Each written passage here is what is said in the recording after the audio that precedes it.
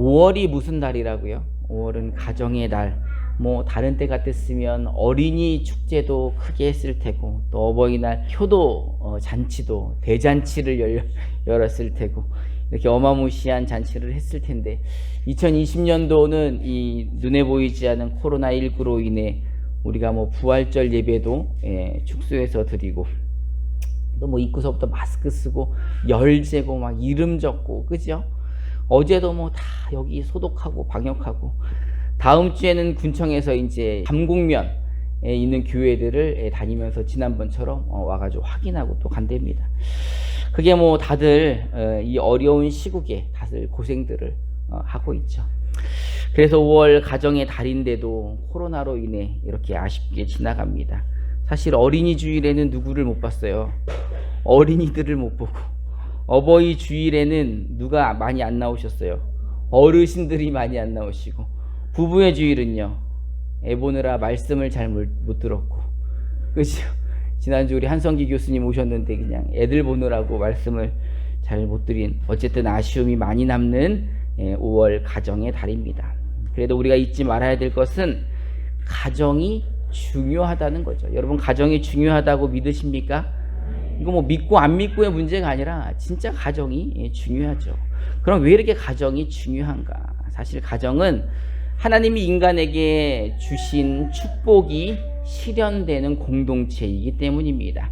여러분, 창세기 1장 27절부터 28절을 우리말 성경으로 한번 읽어봅시다. 시작.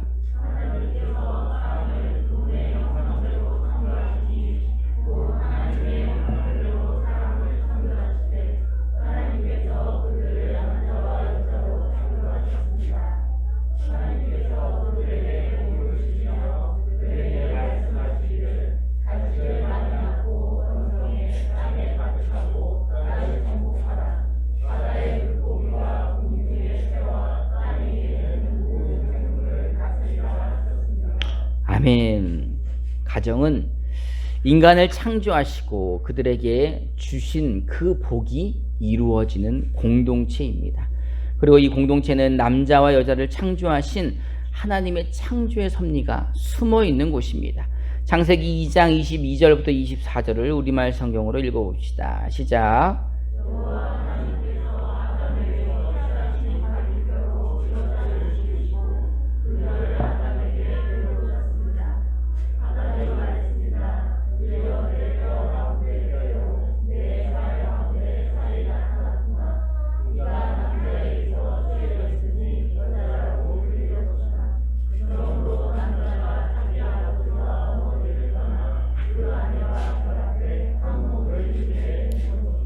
아멘. 아담의 갈비뼈로 여자를 창조했죠. 그리고 아담에게 데려가자 아담이 이렇게 말합니다. 내 뼈 중에 뼈고 살 중에 살이다. 이 말은 어떤 의미가 담겨져 있는 거겠어요? 너무 좋다는 거예요. 뭐 늘 동물들만 보다가 자기랑 똑같은 사람을 봤는데, 그것도 자기보다 훨씬 아름다운 여자, 그러기에 너무 좋아 죽겠다는 뜻이죠. 너무 예쁘고 사랑스럽고 아름답다는 뜻입니다. 그래서 하나님이 이 둘이 한 몸이 이루게 하셔서 가정을 이루셨다는 겁니다. 그러니 이 가정은 하나님이 창조하신 남자와 여자가 한 몸을 이루어 창조의 섭리가 이루어지는 공동체입니다. 창조의 섭리가 뭐예요? 생육하고 번성하는 것. 그래서 땅에 충만하게 하시는 하나님의 뜻이 이루어지는 사랑의 공동체라는 것입니다. 그러면 세상에서 가장 처음 생긴 가정은 누구네 가정이에요? 아담과 하와의 가정이죠. 그런데 아담과 하와는 이 가정을 지켜내지 못합니다. 그것은 바로 하나님을 신뢰하지 못한 사건 때문에 그렇게 되죠. 우리 창세기 3장 6절을 우리말 성경으로 한번 읽어봅시다. 시작.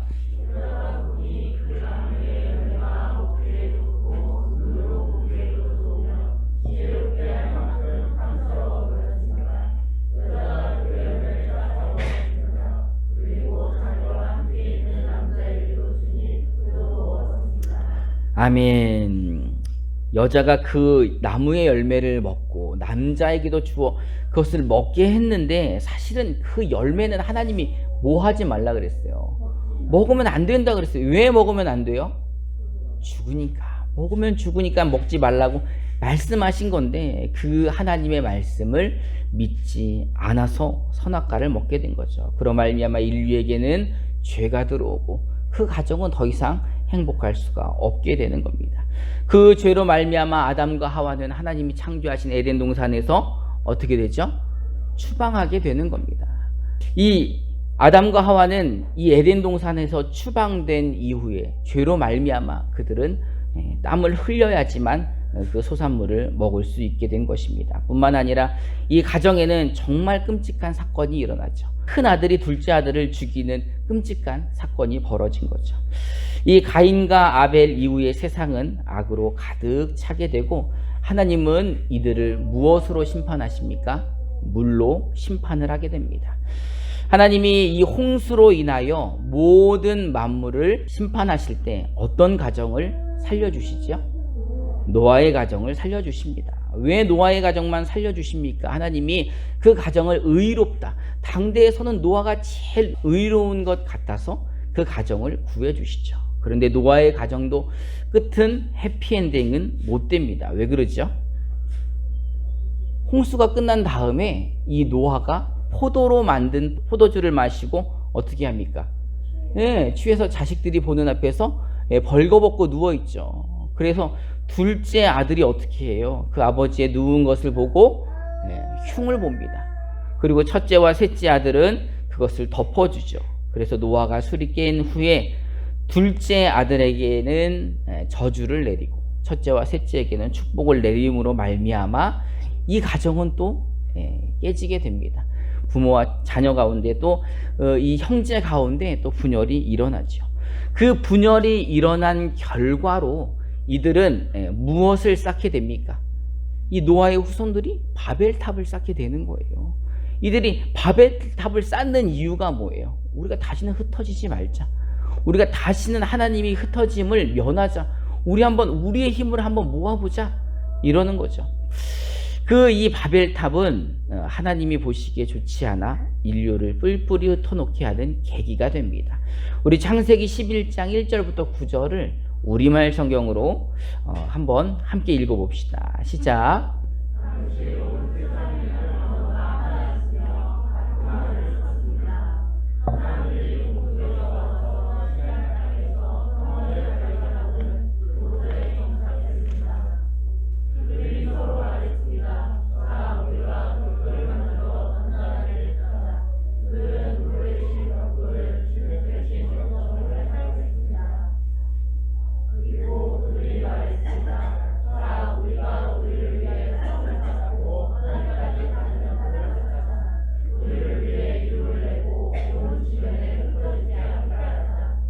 여호와께서 사람들이 쌓는 성과 탑을 보시기 위해 내려오셨습니다. 그리고 여호와께서 말씀하셨습니다. 저들이 한 민족으로서 모두 한 언어로 말하고 있어 이런 짓을 벌이기 시작했다. 그러니 이제 그들이 하고자 꾸미는 일이라면 못할 게 없을 것이다. 자, 우리가 내려가서 거기에서 그들의 언어를 혼란하게 해 서로 알아듣지 못하게 하자. 그리하여 여호와께서는 그들을 그곳에서부터 온 땅에 흩어 버리셨습니다. 그들은 성 쌓는 것을 그쳤습니다. 그래서 그곳 이름이 바벨이라 불리는 것입니다. 그곳에서 하나님께서 온 세상의 언어를 혼란하게 하셨기 때문입니다. 그곳에서 여호와께서 그들을 온 땅에 흩으셨습니다. 이 하나님께서 온 땅에 흩으셨던 이들이 또 노아의 후손들이었던 거죠. 노아의 후손, 그 의인의 후손도 하나님 앞에서는 온전하지 못했던 것입니다. 이제 오늘 우리가 본문으로 읽었던 여호수아의 말씀이 나옵니다. 이 오늘 읽었던 본문은 어느 가정의 이야기일까요? 우리 여호수아 24장 14절부터 15절을 우리말 성경으로 한번 읽어봅시다. 시작.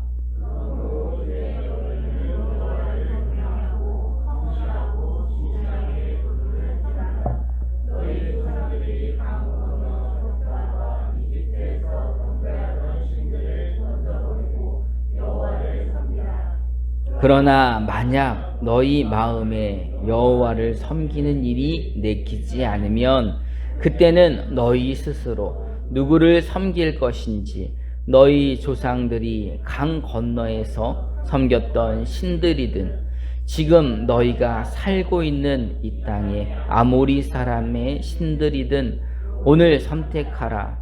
나와 내 집은 여호와를 섬길 것이다. 아멘. 이 멋진 믿음의 선포는 여호수아가 선포하고 있는 것입니다. 하나님은 바벨탑 사건 이후에 인간들을 세계 각곳으로 흩어놓으셨어요. 그리고서는 그 중에 한 가정을 택하십니다. 그 가정이 누구네 가정이죠? 아닌데. 요거 이렇게 문제를 잘 들으셔야죠. 바벨탑 사건 이후에 모두 다 흩어졌잖아요. 그 중에서 하나님이 누구를 선택해서 한 가정을 통해 한 민족을 만듭니다.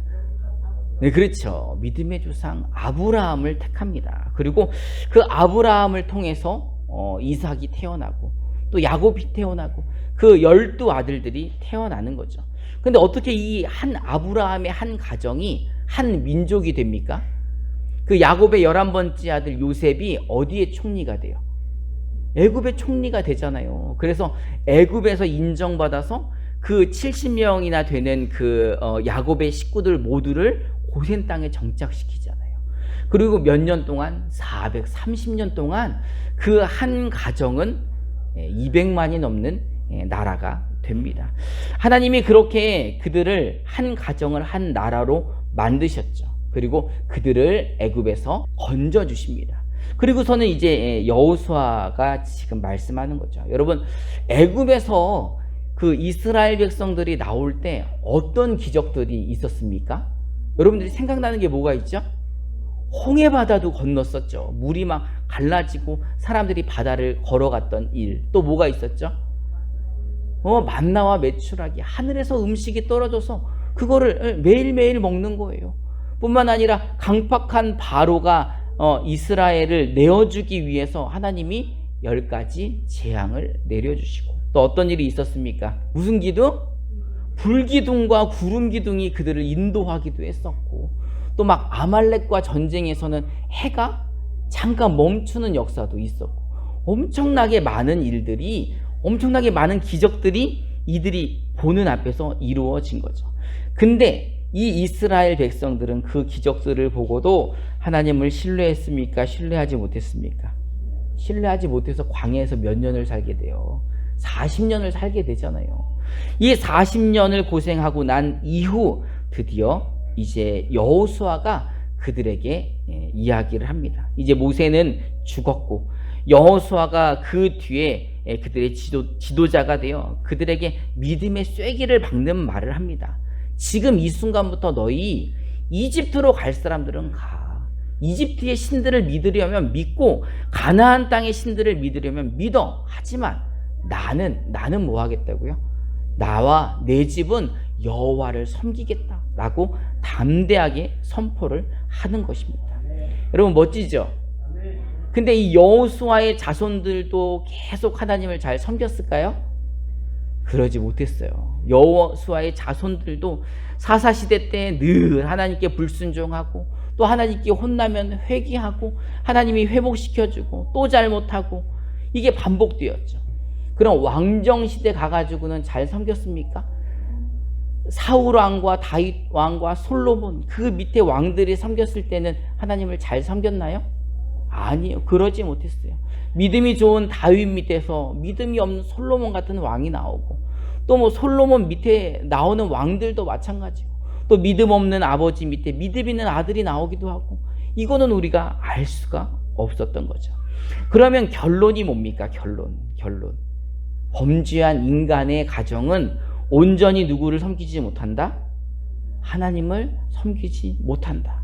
이게 역사적으로 나와 있는 거죠. 그러니 오늘 나와 내 집은 여호와를 섬기겠다라는 누구의 의지만으로 될 수 없는 거예요.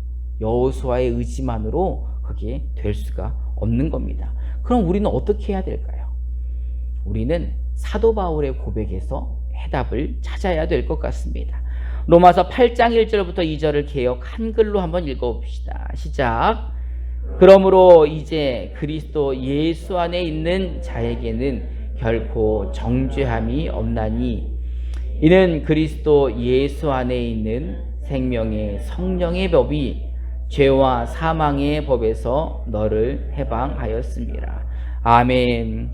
죄인으로는, 죄인의 집안으로는 온전히 하나님을 섬길 수 없지만 이제 예수 안에 있는 생명의 성령의 법으로 죄와 사망의 법에서 해방을 시켜주신다면 이제 그것이 가능하다는 겁니다. 여러분은 하나님을 믿으십니까? 여러분들은 예수님을 믿으십니까? 그 예수님이 저와 여러분들을 위해 어떻게 이 사망의 법에서, 이 죄와 사망의 법에서 해방시켜 주셨습니까? 우리 빌립보서 2장 6절부터 8절을 우리말 성경으로 한번 읽어봅시다. 시작.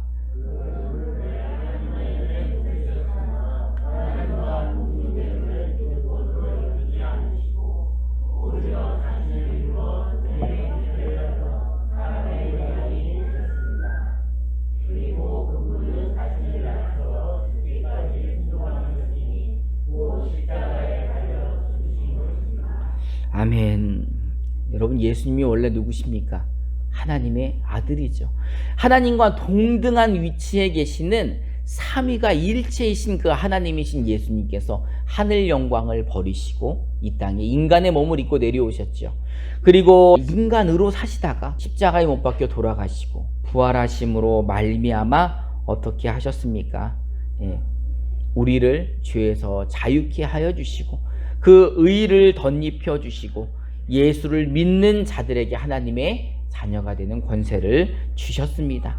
우리 요한복음 1장 12절부터 13절을 한번 읽어봅시다. 시작. 영접하는 자 곧 그 이름을 믿는 자들에게는 하나님의 자녀가 되는 권세를 주셨으니 이는 혈통으로나 육정으로나 사람의 뜻으로 나지 아니하고 오직 하나님께로 난 자들이니라. 아멘. 예수 그리스도의 이름을 믿는 자들, 그들은 하나님의 자녀가 되는 권세를 주셨습니다. 여러분, 이것을 어떻게 압니까? 우리가 하나님을 누구라 불러요? 하늘에 계신 우리 아버지라 진짜 부르십니까? 그것은 사람의 힘으로 되는 게 아닙니다. 혈통이나 육정으로 되는 것이 아니라 오직 하나님께로부터 난 자들만이 하나님을 아버지라 부를 수 있는 것입니다. 사실 우리는 아브라함의 후손이 아니죠. 그죠? 우리는 유대인의 후손이 아닙니다. 그러니 우리는 선택받은 민족은 아니에요. 선민에 속하지는 않는 거죠. 이스라엘 사람들이 봤을 때 우리는 누구예요? 하나님과 상관없는 이방인이잖아요. 그런데 이런 이방인이, 자격이 없는 이방인이 어떻게 하나님을 아버지라 부를 수 있는 겁니까? 바로 예수의 이름을 믿음으로 말미암아 우리가 하나님을 아버지라 부르게 해 주셨다는 것입니다. 이 계획을 하나님은 언제부터 세우고 계셨을까요? 우리 에베소서 1장 3절부터 5절을 우리말 성경으로 한번 읽어봅시다. 시작. 하나님이 곧 우리 주 예수 그리스도의 아버지를 찬양합니다. 하나님은 그리스도 안에서 하늘에 속한 모든 신령한 복으로 우리에게 복을 주신 분이십니다. 하나님은 세상이 창조되기 전에 그리스도 안에서 우리를 선택하셔서 사랑 가운데 그 앞에 거룩하고 흠이 없게 하셨습니다. 하나님은 그분의 기뻐하시는 뜻을 따라 우리를 예정하셔서 예수 그리스도로 말미암아 하나님의 양자가 되게 하셨습니다. 아멘. 여러분, 아까 아브라함은 언제 선택하셨다고요? 무슨 사건 이후에? 바벨탑 사건 이후에 아브라함을 선택하셨잖아요. 그런데 우리는 언제 선택하셨다는 거예요? 창세전에, 세상이 창조되기도 전에 우리를 선택하시고 예정하셨다는 겁니다. 믿으십니까? 그리고 그 예수 그리스도로 말미암아 우리를 흠이 없게 하시고 거룩하게 하셨습니다. 여러분들은 거룩하십니까? 사실 우리는 거룩하지 않죠. 육체를 가진 우리는 정말 죄인 중에 죄인이죠. 하지만 누가 거룩합니까? 우리 안에 계신 성령이 거룩하고 우리 안에 계신 그 하나님의 영이 흠이 없기에 이제 우리도 그 거룩함을 덧입어 우리가 하나님 앞에 의롭다 칭함을 받게 된 것입니다. 이 가정의 달에 우리의 가정을 지키고 또 내 믿음을 지키고 우리 자자손손이 하나님을 온전히 섬기기 위해선 누구의 도움이 필요할까요? 성령의 도움이 필요합니다. 우리의 힘으로는 죄를 이길 수 없고 우리의 힘으로는 세상을 이길 수 없습니다. 우리의 힘으로는 우리 안에 있는 욕심을 이길 수가 없습니다. 그러니 오늘도 우리는 성령을 의지하여 성령이 우리의 주인이 되어 우리의 마음과 생각을 지켜주시고 우리의 말과 행동 가운데 예수 그리스도의 향기가 나타나며 또 그로 말미암아 우리의 후손들 가운데 하나님을 믿는 하나님의 자녀들이 나와야 될 것입니다. 우리는 어떻게 그렇게 확신할까요? 주 예수를 믿으라. 그리하면 너와 내 집이 구원을 얻으리라. 믿으십니까? 여러분, 예수님을 믿으면 나와 내 집이 구원을 얻는 겁니다. 여호수아처럼 내 의지로 나와 내 집은 여호와만을 섬기겠노라 라고 해서는 부족하다는 거죠. 우리는 예수가 아니면, 그리스도가 아니면, 성령이 아니면 이 가정을 지켜낼 수가 없는 것입니다. 우리 옆에 분들하고 한번 인사해 봅시다. 성령을 의지합시다. 오늘 설교 가운데 다 잃어버리셔도 한 가지 잃어버리면 안 되는 것은 우리가 누구를 의지하자? 성령을 의지할 때만이 이 가정과 우리의 믿음을 지킬 수가 있는 것입니다. 여러분, 성령 충만하시기 바랍니다. 그 성령 충만함으로 성령의 열매 맺는 저와 여러분 되시기를 주님의 이름으로 축원합니다. 이 시간 우리 함께 찬송하고 결단한 시간을 갖도록 하겠습니다.